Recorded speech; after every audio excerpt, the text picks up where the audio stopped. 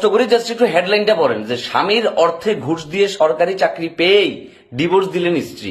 চিন্তা করছেন নি অবস্থা? প্রথমত আমি বলবো যে ডিভোর্স দিয়ে খুব ভালো করছো, কারণ তুমি একটা অপরাধ করছো যে কি ঘুষ দিয়ে স্ত্রীর সরকারি চাকরি লয়ে দিছো। আর দ্বিতীয়ত কথা হয়েছে যে ভাইয়া এটা পুরো রং ইনভেস্টমেন্ট ছিল রে ভাইয়া, এটা ভুল জায়গায় ভুল একটা ইনভেস্টমেন্ট করছো, যার কারণে সে এখন চাকরি ভাবের পরে সে নিজেকে স্বরাষ্ট্র সচিব ভাবা শুরু করছে। হিয়েলে বলে সে আসতে করি তোমার হাতে এখন কাশেম কাকার মাইক ধরাই দিছে। আমাদের সমাজে এই ধরনের ঘটনা অহরহ অহরহ। দিন শেষে আপনি অনেক কিছু পরিবারের জন্য করে যাবেন, কিন্তু পরিবার সেটার ফিডব্যাক আপনারা দিবি কিনা সেটা হইতে পারে পরিবার, ফ্রেন্ড সার্কেল, ফ্যামিলি, আত্মীয় স্বজন সবার ক্ষেত্রে।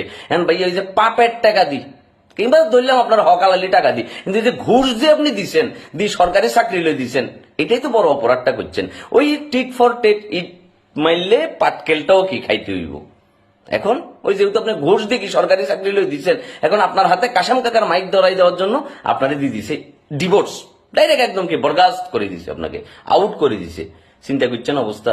এই জন্য মনে ভাবিয়া করিও কাজ, করিয়া ভাবিও না। কাজ করিবার আগে ভাবতে হইব, করিবার পরে কি আর ভাবা ভাবির কোনো সুযোগ নাই। ভাবা ভাবি করতে গেলে আসতে করে কি খেলা এরকম হয়ে যাবে। যাই হোক, ভাইটার জন্য শুভকামনার, আপুটার জন্য মন থেকে বদদোয়া যে আপুটা এত বড় একটা আগাম করাটা উচিত হয় না। বেড়া তোরে চাকরি লই দিছি, তুই এখন বেড়ারে ডিভোর্স দিয়ে দিস, শতানের বাচ্চা। এটা একদমই উচিত হয় না, একদমই উচিত হয় না এটা।